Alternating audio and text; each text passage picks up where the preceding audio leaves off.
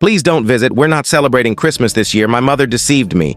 After sending them $47,300 over 6 years, find someone else to bankroll your dishonesty, I responded, as I canceled the electricity, rent, groceries, and phone service. My name is Ethan, I'm 35, and Christmas once meant the world to me. It wasn't about receiving gifts or feasting on lavish dinners. It was the one time each year when my family genuinely seemed to connect.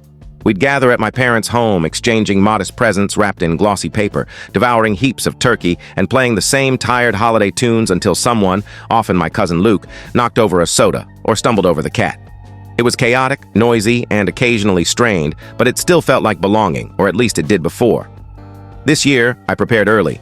I shipped out a few simple but meaningful gifts. Nothing extravagant, just items I knew they'd appreciate. A new coffee maker for Mom, since her old one nearly sparked at Easter. A pair of custom earbuds for my sister Lily, who's always raving about music on Instagram. A box of artisanal teas for Dad, which I figured he'd drink before February. The expense didn't faze me. I've done well for myself. My career pays generously. Though I live solo in a modest apartment in a different town, I've always stepped up when my family needed support. I've paid their rent, covered utility bills, and wired cash for car repairs, usually after a cryptic message from Dad like, "Can you spot me till next week?" I never made a fuss. I just handled it, because that's what family does. So when I received a group text from Mom on December 19th, I was stunned. Her message read, "Hey everyone, we've decided to skip Christmas this year. It's too costly to host. We're keeping it low-key. Love you all." That was all. No follow-up call, no suggestion to meet elsewhere, no promise to reschedule, just a brief note. I reread it, thinking it might be a prank or an error. I asked if they were certain. Lily sent a shrugging emoji and switched the group icon to a drooping Christmas tree. I didn't push back. I simply typed, "Got it, okay." I didn't plead for a conversation. I didn't shame anyone. I assumed they might truly want a calm holiday. So I stocked my fridge, warmed a frozen pizza on Christmas Eve, and tried to stay upbeat.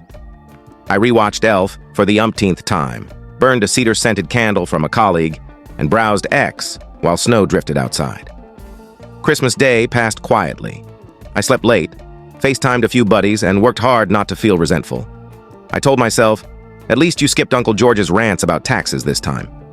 I tried to be grown up about it, but something felt wrong. Too silent, too odd. Then, around 7 p.m., my phone pinged. It was an alert from TikTok. Lily was streaming live. I tapped it, maybe out of boredom, or perhaps hoping she was just chilling at home. What I saw hit like a punch. She was at our parents' house, the same one I'd offered to help spruce up weeks earlier, and it was decked out like a holiday film set. Fairy lights glowed everywhere, a towering tree sparkled, and garlands draped the walls. A karaoke machine blared near the couch, and a lively crowd danced with drinks. At least 40 people filled the space, cheering and clinking glasses of fizzy juice. Lily shouted into her phone, "Happy holidays from the True Squad!" As she swept the camera around, I spotted my cousins, aunts, uncles, even Luke, already wobbly and hollering. Glittery confetti burst, silver ribbons floated down, and I sat there, gripping my phone, my finger hovering over the exit icon. So it wasn't about finances. It wasn't about tough times. It was about me. They deliberately excluded me. I don't know how long I stayed motionless. Long enough for my pizza to cool. Long enough for the candle to flicker low. I didn't shout. I didn't sob. I didn't budge. I just stared, numb, silent. That's when it sank in. They'd quietly discarded me. No confrontation. No argument. Just erased me like I was nothing. The morning after Christmas, December 26th, Dad texted. No greeting, no holiday wishes, no check-in. Just a blunt line. "Can you send $4,000 for January? Need it by tomorrow." That was it. No mention of the celebration, no justification, no attempt to cover their tracks. Just a cold demand for cash like I was a faceless bank. That's when something in me snapped. I gaped at the text, not confused, but incredulous. Then I opened my banking app and scrolled. I reviewed every transaction I'd made for them. The rent for Dad's temporary apartment, Lily's phone still linked to my account, the Netflix subscription I'd covered, even the water and Wi-Fi bills still in my name. Everything on me.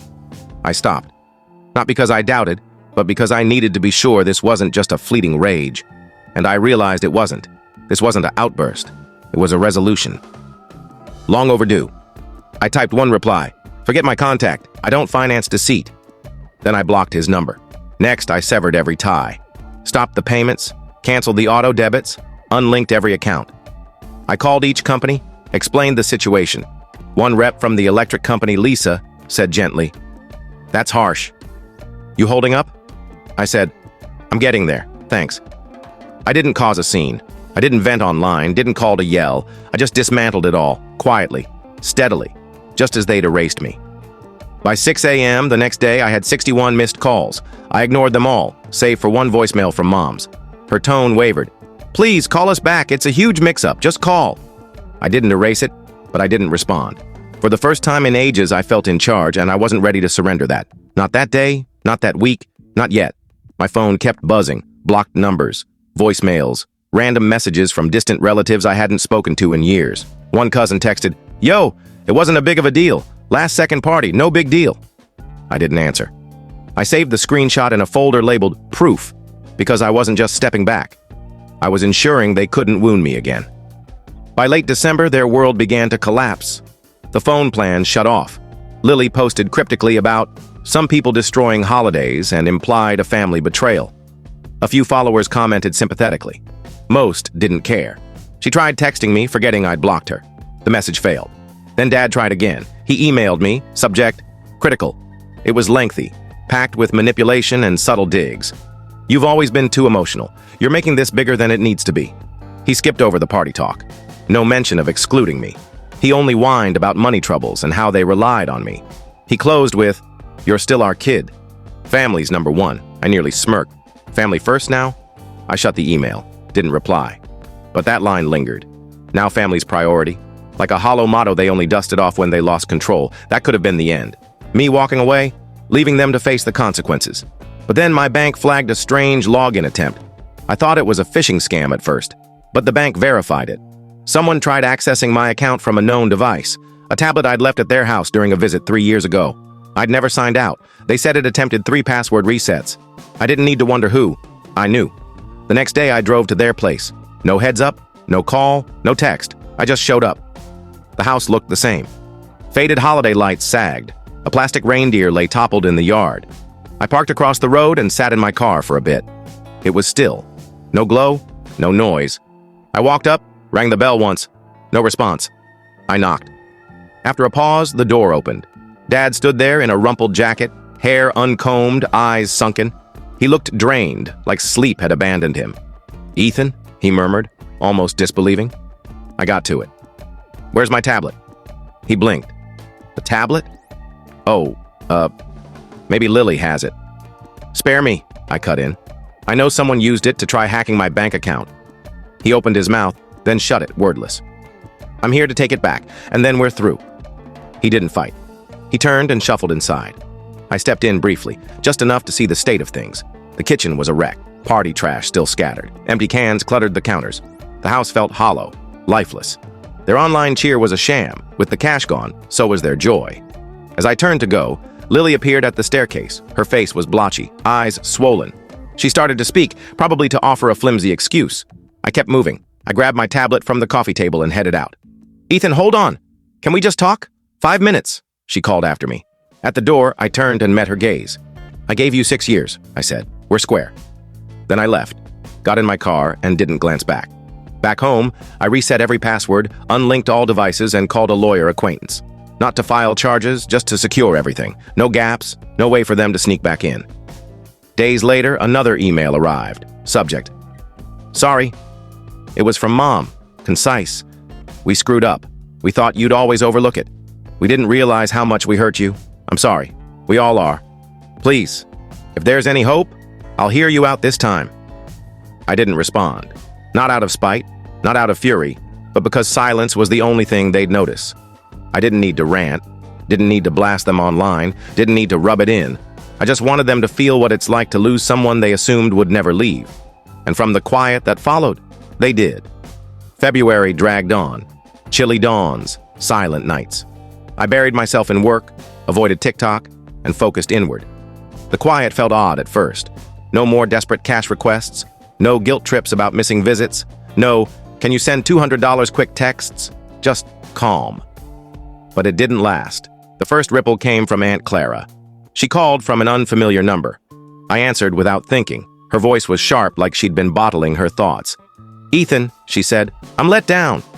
I stayed silent, waiting. She went on. Whatever went down with your folks, fine. But abandoning family, especially when they're struggling? That's not family. I asked calmly, did they mention why I stopped helping? She faltered. They said you flipped out over missing a small gathering, that you're overreacting. I exhaled slowly. Did they also say I covered their rent for nearly 3 years? That I paid Lily's phone, Dad's electric, Mom's grocery orders, all while they partied and sipped fancy juice like nothing happened? A long pause. Then she mumbled, even if that's true, you shouldn't have cut them off entirely. I said evenly, I didn't cut them. They ditched me. I just accepted it. She huffed. Ethan, you're better than this. No, I said softly. I was, and that made me easy to exploit. I'm done. I hung up before she could reply. I didn't feel mad. I didn't feel hurt. I felt lucid, unburdened, but they kept trying. A few days later, I found a letter wedged in my door, handwritten, from Mom. Inside was a long, flowing note, probably meant to seem sincere. It opened with a tearful apology. She confessed they'd fibbed about skipping Christmas, said she let Lily run the show and didn't want to stir conflict by including me. One line stung deepest. We didn't think it'd hit you so hard. We thought you'd be fine with it by now. I stared at those words until they blurred. Fine with it. Like being sidelined was my place, something I should have accepted. I didn't read further. I folded the letter, slipped it back in its envelope, and stashed it in a drawer with other old keepsakes I never touched. That night, another voicemail came. This one wasn't tearful. It was Dad, his tone hard, like when things didn't go his way. You've made your point, he said. We get it. You're upset. Trying to prove something? Well, it's working. Everyone's talking. Your aunt's furious, your sister's humiliated, and your mom hasn't slept. But don't think you're above us, Ethan. You're not. You've always been resentful. And when this tantrum ends, you'll come back. Like always. Click. I didn't erase it. I played it twice, then saved it. Because that message, that was them. Not the weepy letters, not the crocodile tears. That cold, accusing voice was the truth. They weren't sorry for their actions. They were sorry I'd stopped tolerating them. The next day, I met a notary. Signed papers to transfer a small plot of land I'd inherited from Grandpa. It was originally meant for Lily after me. Dad had set it up, always preaching family legacy, but it was mine. I donated it to a local nonprofit that builds shelters for kids. Not to punish, but to give it meaning. Let something positive rise from their mess. That week, a Lily tried calling from a friend's phone. I didn't leave a message. I didn't pick up. She left a voicemail anyway. You're tearing everything apart, Ethan. This is way too much. I didn't even know what you expect anymore. She didn't get it. None of them did. I didn't want apologies. I wanted to stop needing them. I was done being the dutiful brother, exhausted from always grinning, always bailing out, always holding things together, even when it drained me. That Thursday, another letter arrived. No sender. Just my address in wobbly handwriting. Inside was a single Polaroid, a group photo from Christmas night. Everyone was there. Mom, Dad, Lily, cousins, even neighbors. Aunt Clara stood near the front, holding a glass, beaming. They grinned, arms linked, mid-toast. On the back, someone scrawled, "We still had a blast. No name, no note. Just that," and I smiled, because I got it. That picture wasn't a peace offering. It wasn't an olive branch, it was a jab, meant to shrink me. To say, see, we didn't miss you. But it only clarified one thing. They were still fixated on me. Still trying to win. Still couldn't handle that I'd left. That photo sat on my counter for a week. I didn't toss it. I left it there, face down, wondering if another would follow. None did. And in the quiet days after, something new bloomed inside me. Not rage, not grief. It was peace. Like I'd finally escaped a whirlwind I hadn't known was trapping me. For the first time in years, I felt unshackled. No urgent pleas for cash. No fake, "we're sorry" texts. No wondering why I always carried their burdens. And with that peace came clarity. It wasn't just about Christmas, or the bills, or that live stream. It was about years. Years of being their safety net, their emotional doormat, their fallback when life got messy. When Dad clashed with a property manager, I covered the deposit. When Lily's bank account was dry, again, I sent cash silently. When Mom planned a lavish anniversary trip but fell short, I made up the difference. And through it all, no one really said thanks. Now that I'd stopped, they weren't just upset I was gone. They were scrambling because the version of me they exploited was gone. The one who never refused. I let that truth settle. Then I decided I wouldn't just slip away. I'd close the door fully and bolt it. I opened my laptop and pulled up a spreadsheet I'd kept for years. It logged every payment I'd made for them, every rent check, every gift that wasn't a gift, every favor disguised as obligation. $2,300 for Lily's dental work, $1,500 for Mom's medical copay, $11,200 in rent over 28 months, $390 for a tire replacement. I don't even know whose car. I totaled it. $47,300, almost $50,000, and I never asked for a dime back until now. Not the money, but to make a point. I wrote a letter, printed it, signed it, and sent copies to Mom, Dad, Lily, and Clara. Everyone who played a role in this painful tale they called family. Here's what it said. To whom it concerns, you know who you are. This isn't a plea for forgiveness. It isn't an invitation to talk. It's just the truth. For years, I've propped up this family in ways no one should have expected. I did it without fanfare. I never held it over you. I thought it was right. That was wrong. I wasn't supporting. I was enabling. And what did I get? Not gratitude, not love, entitlement. You didn't see me as a son or brother. You saw me as a bank account, a shadow in your happy scenes, a checkbook with a heartbeat. You deceived me, you excluded me, and you made me feel like I'd problem done for something wrong by wanting respect. That ends here. Attached is a list of every payment I made over 6 years. I'm not asking for repayment. This is a record of services I'll never offer again. I'm out of group chats. I won't cover rent, utilities, or crises. I won't show up for birthdays or reunions. And don't you dare blame me for walking away. I didn't. You shut me out first. Don't contact me unless you're ready to own every mistake. No justifications, no tales, and don't expect anything back. I've changed my passwords, my accounts, my boundaries. You should change yours. Sincerely, Ethan. I included the payment list, printed it, mailed it, certified. This wasn't subtle, it wasn't soft, it was firm, final.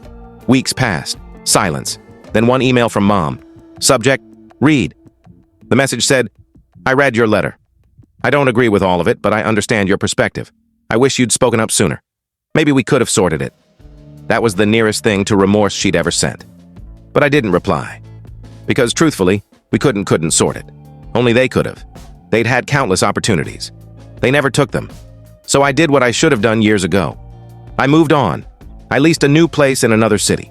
It was airy, bright, with a spare room for a music studio. I started composing again. I reconnected with college pals I'd drifted from.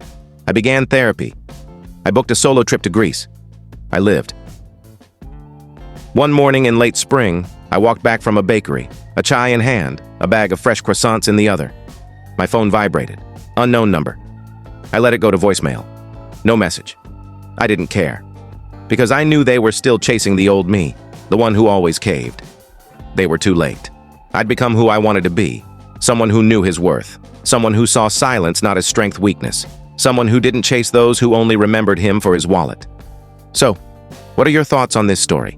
Do you agree with what happened or do you see it differently? Let us know your opinion in the comments. We'd love to hear from you. And if you enjoyed the video, make sure to give it a like, subscribe to the channel, and hit the bell icon so you don't miss any of our upcoming stories. See you in the next one.